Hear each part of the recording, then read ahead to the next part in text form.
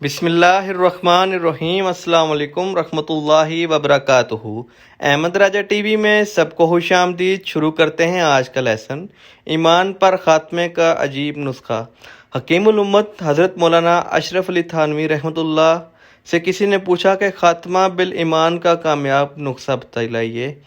آپ نے فرمایا، مراقی الفلاح جو فقہ کی مشہور کتاب ہے، اس میں ایک حدیث ہے، قال صلی اللہ علیہ وسلم، من صلی رکعتی الفجر فی بیتہ یواسع لہا فی رزقہا ویقال المنازع بینہ و بین اہلہا ویختم لہا بالایمان۔ حضور اکرم صلی اللہ علیہ وسلم نے ارشاد فرمایا، جو شخص فجر کی 2 رکعت سنت اپنے گھر میں پڑھے تو اس کے رزق میں وسعت کر دی جائے گی، اور اس کے گھر والوں میں جھگڑے کم ہو جائیں گے، اور اس کا خاتمہ ایمان پر ہوگا۔ مراقی الفلاح شرح نور علی ضیاء، سوات 111۔